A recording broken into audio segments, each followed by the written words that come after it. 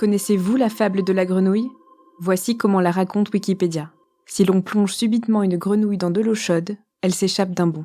Alors que si on la trempe dans l'eau froide et qu'on porte très progressivement l'eau à ébullition, la grenouille s'engourdit ou s'habitue à la température pour finir ébouillantée. Agathe est très impressionnée par son professeur de yoga. D'abord distante, puis fascinée, elle le laisse entrer dans sa vie, petit à petit. Mais elle ne se rend pas compte que le bain dans lequel il la plonge devient de plus en plus chaud. Attention, cet épisode aborde des sujets qui peuvent heurter. Pour en savoir plus, reportez-vous au texte de description de l'épisode. Vous écoutez Transfert épisode 141, produit et réalisé par Slate.fr. L'histoire d'Agathe a été recueillie par Sarah Koskiewicz.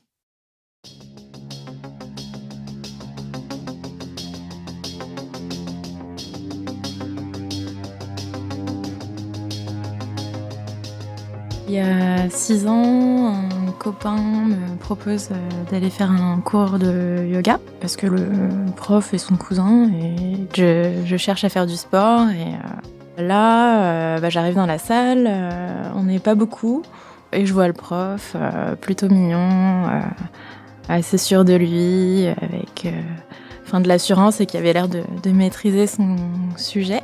Ce prof ressemble beaucoup à un ex que j'ai eu et je trouve ça rigolo. Donc je me dis, finalement, je vais venir au cours de yoga. À la fin du cours, on dîne ensemble dans un truc à côté avec mon pote et son cousin, donc le prof de yoga. Et on se revoit, il me raccompagne et on se revoit tous les trois. En dehors de ses cours, on sympathise. Au bout de 1 ou 2 semaines, je me dis que le prof n'a toujours pas vu mes signaux que je lui envoyais. D'habitude, on m'invite à boire un verre, mais lui, il avait l'air de s'en taper royal. Donc, je force un petit peu les choses. Après le cours, je sais qu'on va dîner ensemble et je propose qu'on boive un verre chez l'un ou chez l'autre et finalement on va chez le prof de yoga. On arrive assez tard et puis dans la conversation, en buvant un verre, je l'embrasse. C'est moi qui fais le premier pas et voilà, notre histoire commence comme ça. Je bosse énormément, je viens d'avoir mon diplôme, donc j'ai pas de contraintes, on finit tard le soir, je me libère juste 1 jour par semaine pour aller à ce cours de yoga pour voir mon copain, parce que sinon j'arrive pas trop à le voir. Le yoga, c'est pas trop ma tasse de thé, d'ailleurs ça l'agace un petit peu parce que il sait que je viens pour lui et pas pour le yoga, donc ça l'agace, mais bon... Alors, il me propose, ça s'appelle une masterclass. Ça a lieu un week-end. Il me dit que il y a le prof de yoga de tous les profs de yoga de leur asso qui vient sur Paris, que c'est génial, que je vais le rencontrer. Et lui, de toute façon, il y va. Donc moi, j'y vais parce que j'ai envie de partager quelque chose avec mon copain, de son univers, le yoga, et aussi parce que c'est le week-end, je bosse pas, ça me permet de le voir aussi. On s'y rend ensemble. Moi, je règle par chèque. La personne qui prend les chèques nous propose de régler plus par espèce, mais si c'est pas le cas, elle ira échanger ce chèque contre de l'espèce pour payer ce chef des profs de yoga qui doit récupérer tout l'argent à la fin de cette masterclass. On est à peu près 15-20, on n'est pas trop nombreux et le type est aussi âgé que nos parents. Il est un peu... moi, je le trouve orgueilleux, donc j'ai un mauvais a priori. Après, il a beaucoup de charisme. Mon copain m'en avait parlé et il avait l'air de l'admirer aussi. Il me dit que c'est son père spirituel. Alors, il a beaucoup de prestance. Il y a que lui qui parle, d'ailleurs, presque. Il pose des questions. C'est une sorte... il déballe ses connaissances sur la spiritualité, entre les sessions de yoga, de méditation. Très vite, je m'installe chez mon copain. Lui, il donne des cours de yoga gratuitement pour l'association. Et il vit sur son prêt étudiant. C'est sa mère qui lui paye son loyer. Donc au fur et à mesure, il y a des Skype entre tous les profs de yoga de cette association, avec le leader qui est là aussi et qui les lead. Il est question de création de studios de yoga, de aussi cours sur la spiritualité parce qu'ils lisent des livres dessus. Il y a des questions-réponses et moi je trouve ça très vite un peu malsain. C'est moi qui appelle ça malsain auprès de mon copain parce que j'ai l'impression qu'il y a du chantage affectif de fait par ce leader et il s'énerve. Donc il tape des petites crises de colère et je trouve ça vraiment très louche. En tout cas, j'apprécie pas du tout qu'on parle comme ça à mon copain. Quand je lui fais remarquer, il me dit oui, mais il est comme ça. Il va dans le sens du leader. Moi, j'ai pas trop mon mot à dire. J'apprends par mon copain que y a pas d'association officielle en France et qu'elle est basée à Londres. Il n'y a pas d'impôts payés en France. Et je m'aperçois qu'il y a beaucoup de cash dans l'histoire. Ils doivent des impôts à Londres. Le leader demande à tout le monde de sortir de l'argent de sa poche, donc à tous les profs de yoga faisant partie de l'association.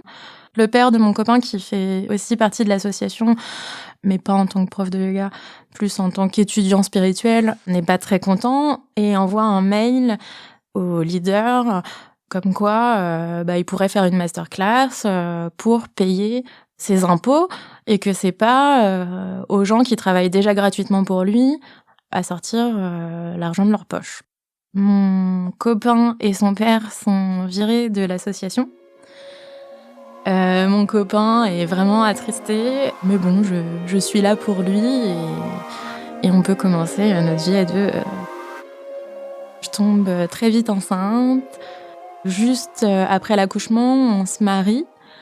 Pour moi, c'était important. Et puis, pour le baptême de notre fille, fallait être mariée. Donc, on est très vite mariés et femmes. Et puis, retour de couche. J'ai un deuxième bébé dans la foulée. Donc, tout s'accélère. On est très centrés sur nous, avec des bébés en bas âge. Voilà, c'est un peu la course. On travaille tous les deux. C'est la vie de nouveaux parents. On déménage 2 fois. Mais plus on avance et moins on se parle et plus on a de soucis financiers dus au coût des enfants. Et notre couple se dégrade.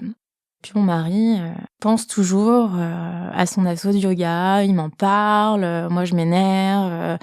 Je lui avais fait promettre de plus du tout aller les voir pour ne pas mêler nos enfants à ça. Et alors un jour je vais en vacances, mon mari travaille donc je vais en vacances en famille et je m'aperçois que il a été voir les yogis de l'association donc derrière mon dos et je décide de pas trop lui en parler pour éviter une énième dispute. Et puis au fur et à mesure la situation de couple se dégradant de plus en plus et je décide de lui lâcher un petit peu la grappe avec cet asso de yoga. Je me dis que j'étais un peu sévère, qu'il faut que je pense à son épanouissement personnel aussi, c'est sa passion. Donc je le laisse. D'abord, il va à des dîners qui sont organisés. Il est très très content de les retrouver parce que y a celle qu'il considère comme sa sœur, il y a de nouvelles personnes et puis il me dit que la notion de groupe c'est très important pour lui et c'est vrai que tous ses amis n'habitent pas à Paris. Il est un peu tout seul, il télétravaille. Donc je me dis bon, ça peut que lui faire du bien et ça ne peut que faire du bien à notre couple si lui s'épanouit de nouveau dans le yoga.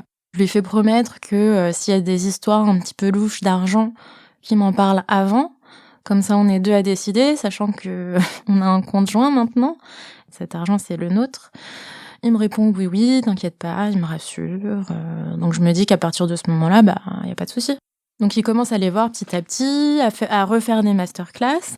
Et un jour, il y a une masterclass en Normandie. Et au dernier moment, ma mère me propose de garder les enfants. Moi, je suis sur place et je me dis, je vais faire du yoga. On en fait tous les deux. Je me rends compte que on a quelque chose à partager maintenant, qu'on a fait cette masterclass tous les deux, on en discute. Du coup, la communication se crée entre lui et moi je suis ravie. Je me dis, mais si ça ne tient qu'à ça, y a pas de souci, je fais du yoga, quoi.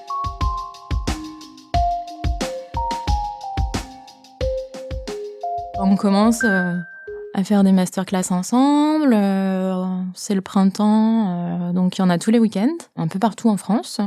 On se déplace, ma famille garde les enfants. Ça nous fait des week-ends à deux avec ses copains à lui, yogi.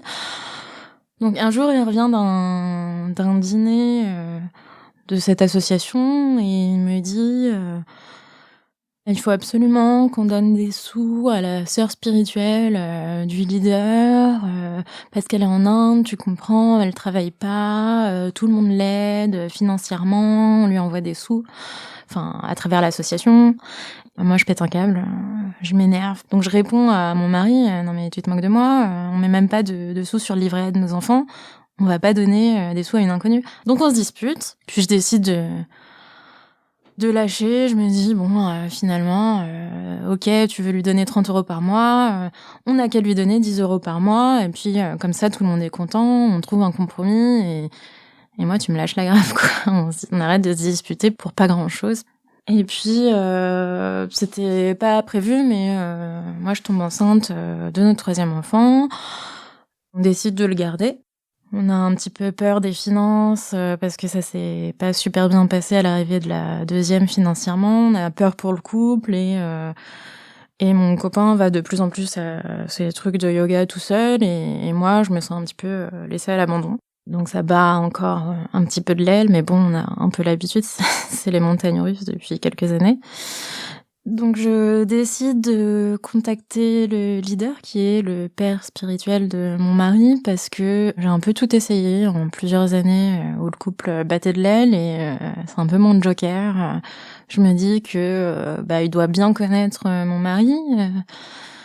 Je sais pas trop ce que j'ai envie de chercher, mais j'ai envie de me confier et de trouver une solution pour rétablir le couple. Donc je lui envoie un message, je lui raconte en quelques lignes que j'attends rien de lui, mais que ça va pas bien avec mon mari et que comme il le connaît très bien, peut-être qu'il aura une solution, peut-être qu'il a un autre point de vue que moi pour rétablir la situation et que je me sens vraiment assez désespérée à ce moment-là. Et il me répond assez rapidement.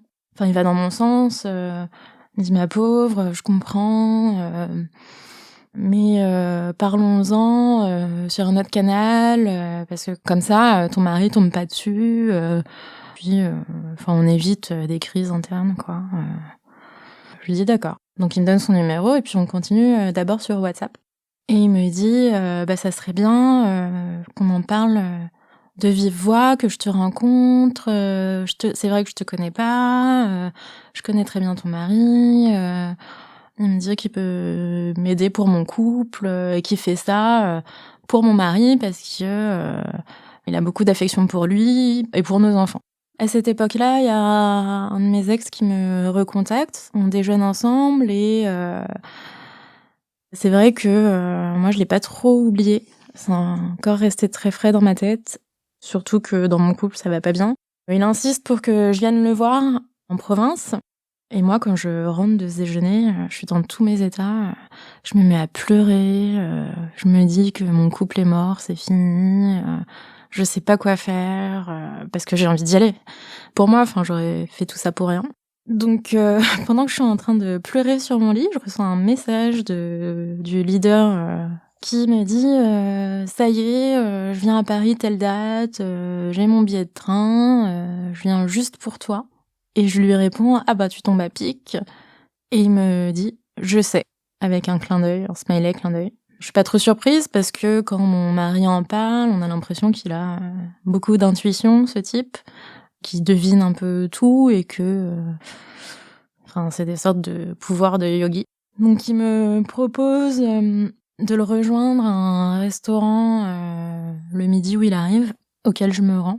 Il me dit de pas en parler à mon mari, qui risquerait d'être jaloux et Et donc, j'en parle pas. Bah là, je lui raconte tout. Il me pose des questions sur moi aussi, parce qu'il dit qu'il a envie de me connaître. Donc, je réponds un peu vaguement, on va dire, parce que je le connais pas du tout. Il me pose des questions sur mes parents, donc je réponds vaguement. Il me pose des questions sur ma vie en général.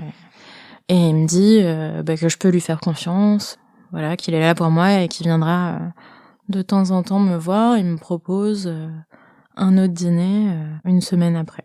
Je parle à ce moment-là de la situation avec mon ex, comme quoi je sais pas du tout quoi faire, je sais pas si je dois y aller ou pas, mais j'en ai très envie. Il me déculpabilise, il me dit « Ah, mais tu sais, mais surtout, tu divorces pas avec ton mari, il sera en 1000 morceaux si tu divorçais, va voir ton ex, profite, c'est pas grave, mais lui dis pas, garde-le pour toi, c'est pour le bien de ton couple, pense à lui, pense à ton couple, pense à tes enfants. » Et du coup, je me dis bon ben ouais, j'ai envie d'y aller, ça va me faire du bien parce qu'à la maison c'est tendu, on se dispute, au moins ça me fera un week-end. Suite au déjeuner, je prends la décision d'aller voir mon ex et je couche avec lui. J'ai quand même hâte de rentrer à la maison, donc dans ma tête, je suis assez contente parce que je me dis bon ben c'est fini avec mon ex, je suis rassurée par rapport à mon couple. J'ai un peu plus confiance en ce leader. On commence à de plus en plus échanger par message. Et puis à chaque dispute avec mon mari, je vais lui en parler. Il me dit c'est pas grave, respire, va faire une méditation, des petites choses comme ça. Et d'ailleurs, je commence des petites méditations de temps en temps, ça me fait du bien. On se voit à Paris pour dîner 2 ou 3 fois le soir. Et puis de plus en plus, finalement, je vais lui raconter ma vie, puisque j'ai confiance en lui. Il me dit je suis ton confident, moi j'ai confiance en toi, est-ce que toi t'as confiance en moi? Il me propose un autre canal de discussion qui juge plus safe encore. Et un jour où je vais au boulot, il me dit oui alors ici c'est notre espace, tu peux me dire tout ce que tu veux, sens-toi libre de me raconter ce que tu veux, ça sortira pas d'ici. Je suis là pour toi. Et dans cet échange, il me demande « Est-ce que tu veux jouer ?» Et je lui réponds « Ça dépend à quoi ?» Parce que moi, il me plaît pas du tout. Il a genre 55 ans, il est dégarni, bronzé, c'est pas du tout mon type d'homme. Psychologiquement non plus, il me plaît pas. Même si j'ai l'impression qu'il a changé depuis, qu'il a gagné en maturité, en sagesse, parce que je le trouve plus orgueilleux comme avant. Et bon, il répond j'aime bien, tu sais lire entre les lignes, t'es intelligente. Et moi, ça me flatte qu'il me complimente parce que, en effet, tous les yogiman là de l'association, je les trouve pas très fufutes, à part mon mari. Moi, je lui avais fait la remarque à l'époque. Là, ouais, ça me flatte parce que je me dis, évidemment que je suis intelligente. Je suis pas comme les nanas qui étaient à la première masterclass avec des étoiles dans les yeux devant toi. Je me sens au-dessus du lot. Il rajoute même que je suis pas comme les autres, que j'ai ouvert une porte qu'ils n'ont pas ouverte. Phrase que je comprends pas trop, mais je me dis qu'il a raison. Ça me donne plus confiance en lui encore parce que j'ai l'impression qu'il me connaît en fait. J'ai l'impression qu'il arrive à voir qui je suis sans que j'ai trop à lui dire.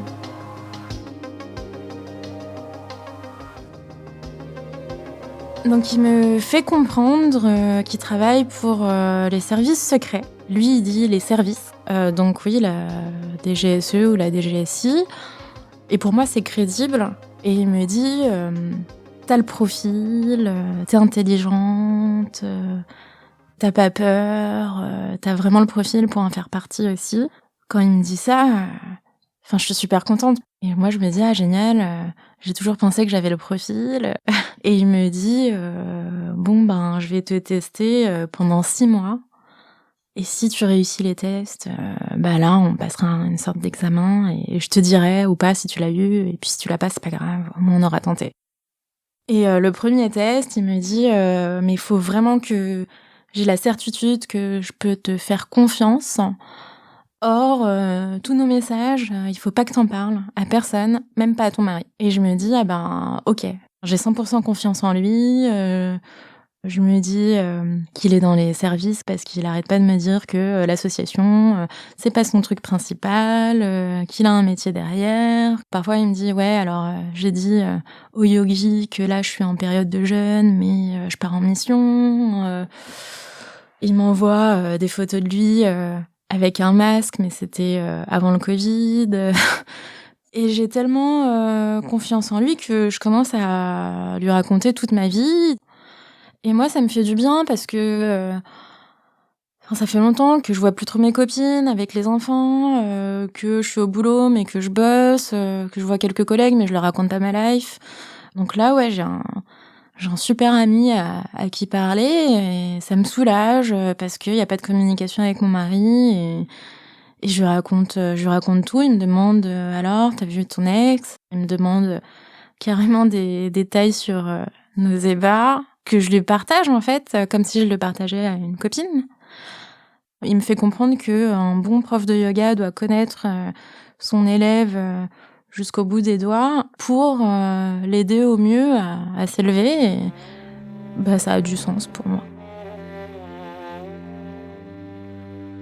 Mon mari commence à voir que je suis tout le temps collée à mon téléphone et là, il s'énerve un petit peu parce qu'il voit que je parle à son prof de yoga. Et moi, je me dis à ce moment-là: «Ah, le leader avait raison, il m'avait dit de rien lui dire, de peur à ce qu'il soit jaloux». Et en fait, ouais, il a raison, il est jaloux. Et donc je fais un peu plus attention, avec mon téléphone parce que mon mari va le dire, au leader et le leader lui dit: «Fais-moi confiance». Donc mon mari, ne dit plus rien, mais moi, le leader me dit: «Fais un peu plus attention avec ton téléphone», ce que je fais. Donc je ne lui écris plus devant mon mari. Et un jour, je lui raconte que justement, quand je faisais mes études à New York, j'avais mon copain en France et qu'on s'écrivait, des sextos, pour, entretenir la relation, à distance. Il commence à me parler de tantrisme et il me dit, «Toi qui as ouvert une porte, de plus que les autres», c'est-à-dire il parlait, du chakra sexuel. En fait, il me dit, qu'il va m'apprendre, les secrets du yoga et que ça s'apprend pas dans les livres. Il me dit: «Non, non, ça c'est vraiment entre prof et élève que ça se transmet. Moi, je vais t'en apprendre les clés. Pour ouvrir le cœur, il faut faire monter l'énergie sexuelle en alternance avec l'énergie mentale, in fine». Et je me dis: «Bah, lui, il a l'intuition, il doit être passé par là, OK». Et puis, il a l'air de dire que je suis intelligente, faut peut-être travailler en bas. Et alors il commence à me parler de tantrisme et à me donner des exercices que je dois faire tous les jours. Il me dit, «Tu qu'à imaginer ton ex, il faut que pour faire monter l'énergie sexuelle, il faut que tu te sentes excitée et puis après nous on discute, de yoga, de maître indien, de Balarishi». Et il me dit, «Mais tiens, ça serait bien que tu fasses aussi du yoga, tu auras moins mal au dos et cetera, choisis un de mes profs, qui tu veux, je te le donne, quoi». En me disant qu'il faut pratiquer tous les jours. Ça commence à faire pas mal d'exercices pour moi parce que, j'ai ma rééducation, périnéale et ensuite abdominale, donc on fait du pilates. J'ai le yoga avec cette prof et j'ai les exercices d'énergie avec le leader, que je dois faire tous les jours et je fais, de temps en temps les exercices d'énergie qu'il me demande de faire pour faire monter l'énergie sexuelle. Je suis dans mon lit et j'imagine, mon ex, mais bon ça c'est pas trop mon truc, donc ça marche pas trop. Et je lui raconte, je lui dis: «Ben, ouais, le yoga, ça se passe bien, j'apprends, mon enchaînement par cœur, ouais, sympa, mais bon, les exercices d'énergie, ouais, c'est compliqué quand même ton truc». Il dit: «Ah, c'est normal, tu pas habituée, mais attends, je vais t'aider». Et c'est là qu'il commence à m'envoyer des sextos pour, m'aider à faire monter cette énergie sexuelle et ça finit par marcher. Et puis, un peu plus tard, il me dit: «Ah ben maintenant, c'est bien, tu bien, Quand tu vas faire tes exercices de yoga et tes salutations au soleil, tu vas faire des exercices de visualisation, parce qu'il en est question dans le tantrisme. Et puis tu vas me visualiser moi. Il me dit ah, imagine que pendant que tu fais ton yoga, quand t'es en chien tête en bas, je suis derrière toi. Et une fois suivante, il me dit alors t'as bien imaginé que j'étais là pendant tes exercices de yoga? Et moi je l'ai pas fait et je lui dis oui oui.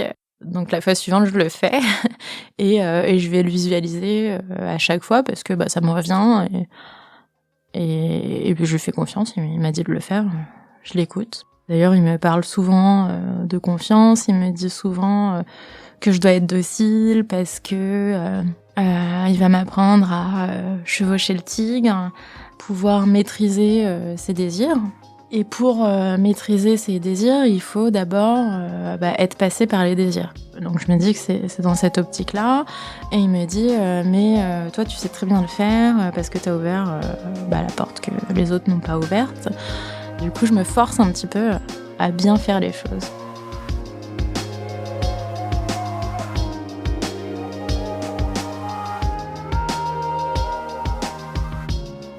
Un soir, on se fait une sortie, comme on a l'habitude de le faire avec mon mari. On prend une babysitter et puis on se fait un petit resto dans Paris, tranquille.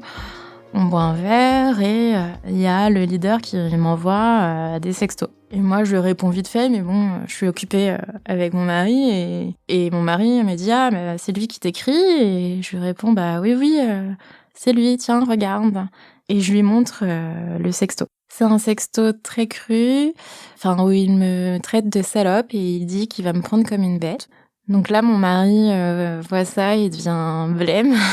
Il comprend pas trop. J'ai l'impression d'avoir fait une bêtise en lui montrant, mais il me dit juste, il m'a demandé de lui faire confiance et je lui fais totalement confiance. Donc je comprends pas, mais voilà, on termine la soirée tranquillement. Mon mari ne confronte pas le prof parce que je lui dis mais j'avais pas le droit de te le montrer, je lui dis pas, j'ai envie de rentrer dans les services quoi. Et il me dit OK. Ce leader dit qu'il va bientôt venir à Paris. On a un groupe sur Telegram parce que tout le groupe parle sur Telegram. Et il y a un groupe yoga où il y a ma fameuse prof de yoga qui m'a donné et lui dedans avec moi. Et il dit je monte telle date à Paris, je vais voir tous mes élèves particuliers parisiens. Et puis toi, tu continueras avec moi dorénavant. J'aurais plus affaire à son assistante, comme il l'appelle, mais à lui en tant que prof concrètement, et physiquement. Par message, il me dit que quand on se verra, il faudra sceller ce fameux pacte de confiance entre nous par l'intime. Je comprends pas trop si c'est une image ou de quoi il parle, mais en tout cas, il me dit que ces messages, ça nous permet de nous faire confiance les uns les autres et que faudra le sceller en vrai, quoi. Ce fameux jour de cours particulier arrive. Mon mari et moi, on l'a à la suite, il passe avant moi et moi après. Et moi, c'est très très bizarre parce qu'on comprend pas trop avec mon mari. Je stresse, mais j'ai l'impression que je vais passer un examen. Je me sens pas bien. Je stresse, mais beaucoup. Quand mon tour arrive, je rentre dans la salle, le leader voit que je suis très stressée, donc il commence à me faire une relaxation. Ok, donc je me détends, il commence à me dire de faire 12 salutations au soleil, donc j'ai assez l'habitude de les faire puisque j'en fais tous les jours du coup. Et je commence à faire mes salutations au soleil. Là, je vois que il commence à se placer derrière moi et devant moi, et au fur et à mesure où j'avance dans mes salutations au soleil, parce que c'est un enchaînement de postures, je vois qu'il se rapproche de plus en plus de moi et jusqu'à le sentir sur mes fesses, et je le sens coller à moi. Et quand je suis en posture de la montagne, il se colle à mon front devant moi et moi je me dis à ce moment-là c'est un test. Mon mari m'avait prévenu que pendant les salutations au soleil, parfois, il testait notre concentration pour être sûr qu'on soit dans le truc, qu'on perde pas le fil, qu'on ait le bon comptage dans la tête. Et du coup, moi, j'en démords pas. Je me dis, bon, c'est un test. À un moment, il baisse carrément mon legging et ma culotte en même temps. Et il me pénètre. Là, je comprends pas. Je m'arrête et il me dit continue. Et je me dis ok, donc je continue mes salutations au soleil. Et d'ailleurs, il termine pas.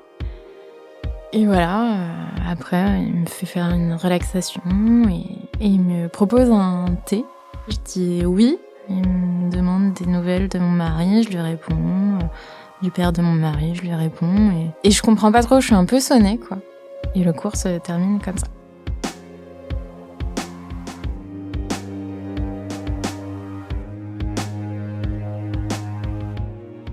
Mon mari m'attend, lui, au café d'en bas. Et ouais, rapidement, on a une conversation sur ma séance. Et je lui dis à mon mari, mais tu crois que le leader m'a transmis quelque chose dans le cours? Mon mari me dit, ah bon, mais pourquoi? Et je lui dis, non, mais je sais pas, j'ai l'impression... Enfin, je me dis, mais je peux pas lui raconter ça. Et puis j'oublie, quoi. Le lendemain, il y a le leader qui m'envoie un message pour me demander comment je vais, comment je me sens, et je lui réponds que y a les images qui passent en boucle dans ma tête, comme des flashs, et je lui dis tout va bien.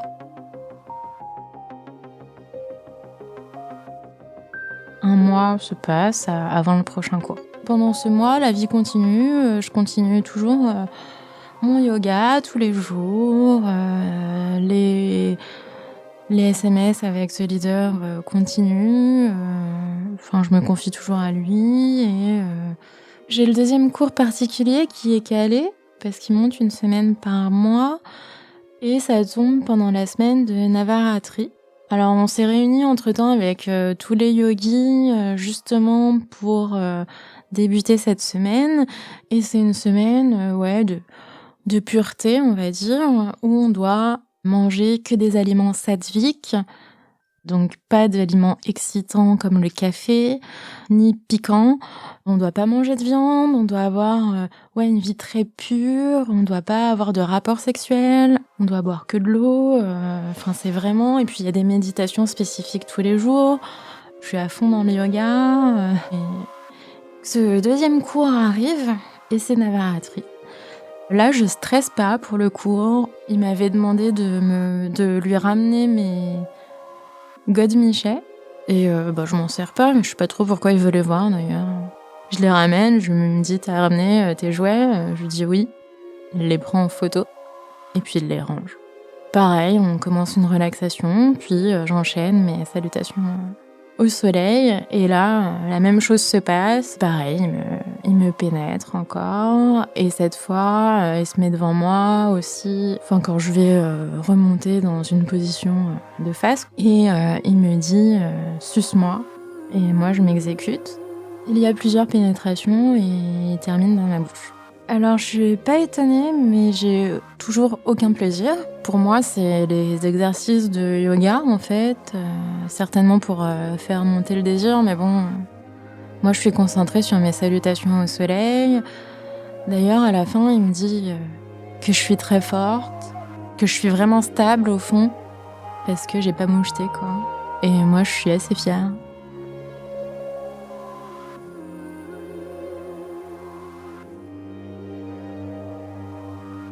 Peu de temps après, il nous dit que le maître indien Swami Aje a dit à tous ses dévots d'arrêter de travailler et de se préparer parce que quelque chose de grave va arriver.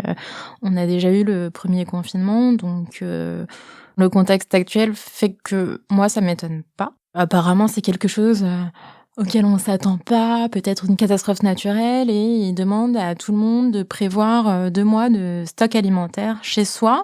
Et ils font pareil dans l'ashram, donc ils l'appellent ashram, mais c'est pas vraiment un ashram, c'est juste le lieu en province où on se rejoint tous les week-ends avec les yogis pour se voir et pour méditer, pour faire du yoga.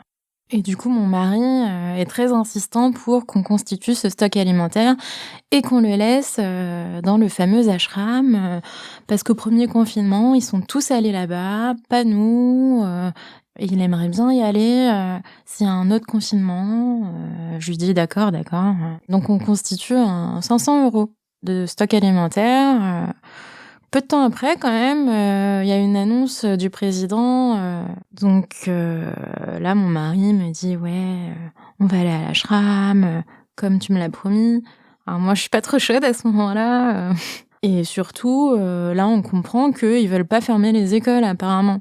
Donc je lui dis « Mais il y a aucune raison qu'on descende parce que là, il y a l'école, tous les enfants, leurs copains ici, moi j'ai toutes mes copines ici, ma famille. » Et puis mon mari insiste, il me dit « Ah, tu m'avais promis. » Et puis on s'engueule vraiment fort.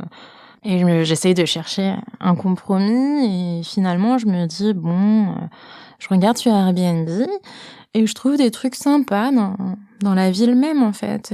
Et je me dis « Bon... s'il veut vraiment descendre, on y va un week-end et puis moi je prends un Airbnb pour 1 mois de confinement avec les enfants. Comme ça nous fait 1 mois de vacances.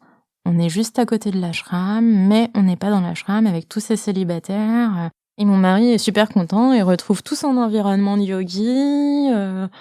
Puis moi je me trouve un peu seule à devoir garder les enfants. Et je le vis pas très bien parce que déjà je suis descendue pour lui faire plaisir. Je me sens un peu oubliée, donc on finit par s'engueuler et j'en profite pour aller chercher les clés du Airbnb en avance. Puis je suis tranquille, donc là je reçois un message du leader qui me dit « Ah mais ça va, faut pas se mettre dans des états comme ça, donne-moi l'adresse, je te rejoins. » Et du coup, il vient, et bon, je parle pas trop, il me dit « Bon, déjà, détends-toi. » Donc il me fait faire une relaxation, je me sens un petit peu mieux, et puis là, il recommence son truc, puis il me repénètre, quoi.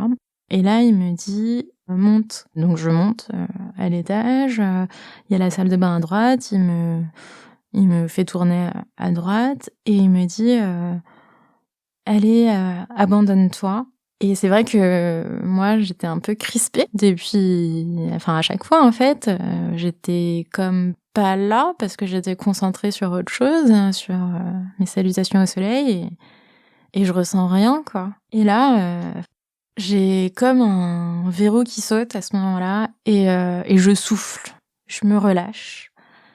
Et là, il me pousse sur le lit qui était à côté de la salle de bain. Et pareil, il termine dans ma bouche et puis il me dit « Tiens, je te ramène à l'ashram. » Donc il me ramène en voiture. À partir à peu près de ce moment-là, dans ma tête, c'est mon amant. Toujours à sa demande, au dernier moment, il me dit « T'es dispo, j'arrive. » Et puis si je suis pas dispo, je me rends dispo. Du coup, on emménage dans le Airbnb et très vite, on a plus d'espace, il y a les joies de la province, ma deuxième fille qui faisait des crises d'angoisse le soir, pour aller à l'école, elle en fait plus parce que l'école est beaucoup plus petite. Mes 2 filles sont dans la même classe. Donc en gros, on a les joies de la province, on a un loyer un peu moins cher pour 2 fois plus de superficie, on est bien mieux, loin du stress parisien, et on décide de rester. Donc je demande au propriétaire du Airbnb si on peut faire un bail à long terme, et il est d'accord. C'est la période de Noël, et il me demande de venir à l'ashram, qu'il est tout seul là-bas. Donc je trouve un prétexte pour sortir, et je le rejoins. Il me dit « Habille-toi en yoga, on va faire du yoga. » Et à ce moment-là, moi j'y crois pas, je me dis, mais pourquoi il me dit qu'on va faire du yoga alors qu'on va pas faire du yoga? Je sais très bien qu'il va coucher avec moi, comme d'habitude. Parce qu'à chaque fois, même si je paye mon cours, il couche avec moi. Et donc, il me fait faire des exercices de yoga, il se passe la même chose, comme d'habitude, quoi. Et il me dit à la fin, « Merci d'être venu, je sais que tu fais ça pour moi. » Et à ce moment-là, ça me fait plaisir, parce que c'est vrai, j'avais pas trop envie de venir, et je le fais pour lui. Il y a une fois où il vient me chercher, encore, il me prévient 5 minutes avant, il arrive en voiture, il m'amène dans les bois, parce que généralement les gens sont à l'ashram et mon mari est chez moi. Donc il couche avec moi et à la fin, il me dit « Ah, c'était violent ». Et j'ai une image qui me revient de lui qui me gifle et je suis un peu perturbée dans ma tête, c'est un peu flou et je m'en rappelle parce qu'il me dit cette phrase-là et je bug un petit peu, je me dis mais ça s'est passé ou pas ? Mais oui, parce qu'il m'a dit. Je suis un peu sonnée. À chaque fois, j'ai l'impression que je suis pas trop là. Je sais ce qu'il va faire et je le laisse faire et je m'exécute. Et puis c'est tout. Et puis la vie reprend son cours, en fait. C'est comme des petits moments un peu hors normes, un peu ailleurs, quoi. Et peu de temps après, c'est assez bizarre parce que j'ai des problèmes de santé qui commencent à apparaître. Et ça m'inquiète un peu. D'ailleurs, je contacte mon médecin traitant qui est à Paris pour lui en parler parce que je trouve ça bizarre. J'arrive plus à penser. Je le dis à mon mari, ça m'inquiète énormément. Il me pose des questions, on va faire les courses. J'ai aucune prise de décision, je n'y arrive pas. Là, je suis dans un état où je me reconnais pas, j'arrive pas à me poser, je suis stressée en permanence, je me sens vraiment pas bien et j'en fais part à mon médecin. Je lui demande carrément des antidépresseurs parce que j'ai vraiment très très peur d'une dépression. Et elle me dit « Ah là là, attendez, vous venez d'accoucher, il y a pas longtemps, vous venez de déménager, il y a la crise sanitaire, on va commencer par de la vitamine D et du magnésium, et puis dans une semaine, si ça va pas mieux, vous me remettez un mail. » Et je lui mets un mail une semaine après parce que ça va pas mieux, mais elle ne me rappelle pas et moi non plus. Parce qu'entre-temps, je vois le leader prof de yoga qui me repénètre et qui me dit après ça faut que tu prennes de l'ashwagandha. Au fur et à mesure, ça va de mieux en mieux avec mon mari parce qu'on fait du yoga ensemble, on côtoie les mêmes personnes qui sont les gens du yoga. On parle du prof de yoga et on échange sur des bouquins spirituels qu'on étudie tous ensemble. Voilà, ça nous rapproche. Et un soir, on fait un apéro en amoureux, je suis un peu saoule.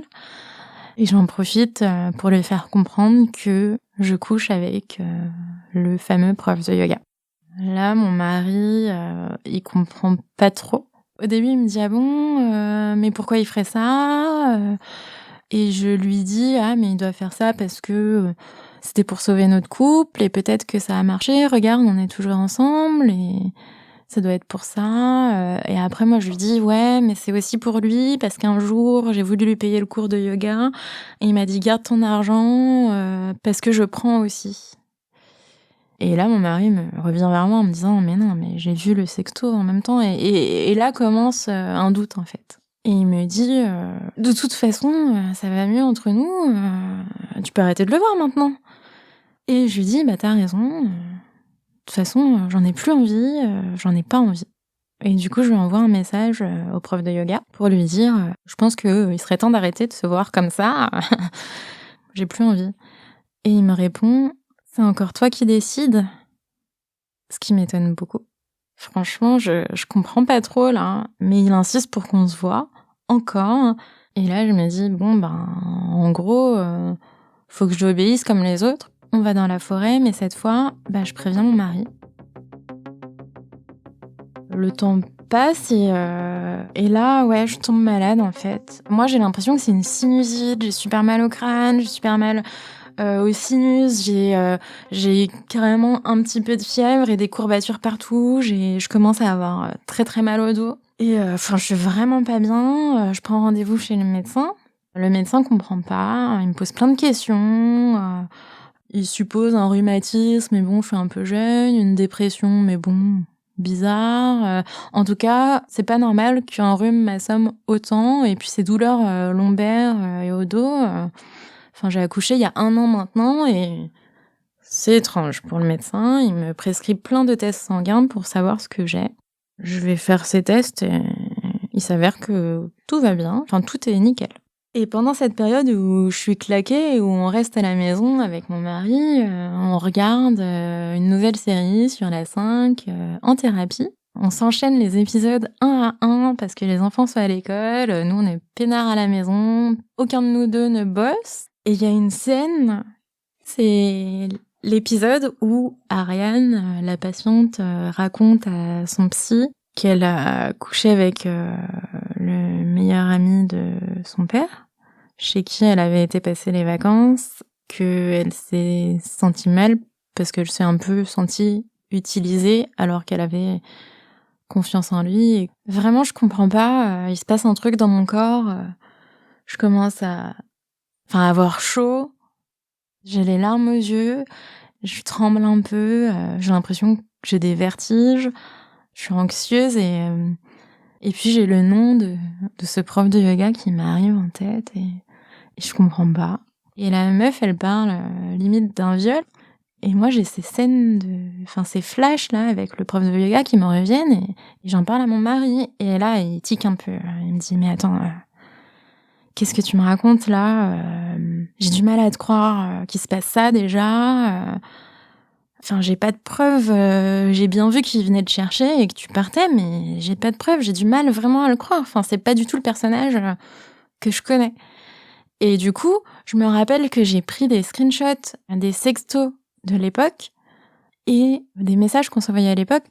Je commence à tout relire. Et au fur et à mesure, je les montre à mon mari qui change complètement de tête et qui me dit « Mais chérie, il t'a manipulé là, mais qu'est-ce que c'est? Il te parle de tantrisme, mais c'est pas du tout ça le tantrisme. » Et il me dit « Mais t'as raconté de la merde là ?» Et il commence à se rendre compte que c'est grave. Et du coup, je me sens vraiment, vraiment pas bien là parce que à ce moment-là, à force d'en parler, on réalise tous les deux. Et j'appelle une association de dérive sectaire. Je mets un peu de temps à le réaliser, mais je comprends très vite que c'est un viol. Et là, on se refait toute l'histoire en fait de zéro avec mon mari et avec les deux versions. J'apprends qu'il disait des choses sur moi qui sont pas vraies. Et en fait, on se rend compte qu'on n'avait pas de communication entre nous et que c'est ça qui tenait le truc. Donc on se rend compte que c'est une secte et moi, je me rends compte que, en fait, quand j'ai rencontré mon mari, il était déjà totalement sous emprise.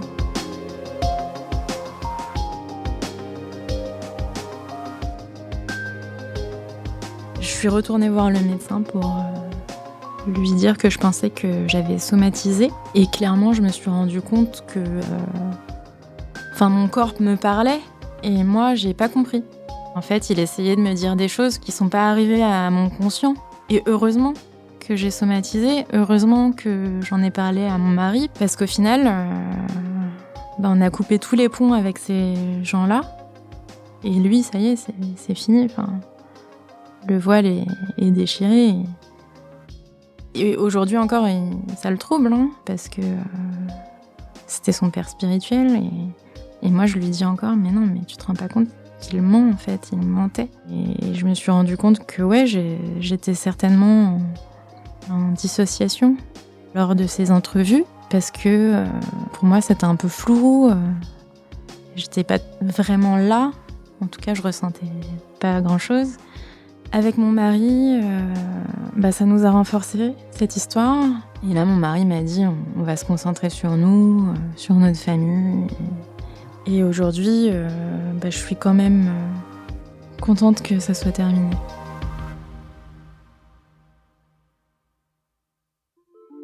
Vous venez d'écouter Transfert épisode 141. L'histoire d'Agathe a été recueillie par Sarah Koskiewicz. Cet épisode a été produit et réalisé par Slate.fr sous la direction de Christophe Caron, Benjamin Septem-Ours et Sarah Koskiewicz avec Aurélie Rodriguez. La musique a été composée par Arnaud Denzler. Retrouvez tous les épisodes de Transfert sur Slate.fr ou sur votre application de podcast préférée.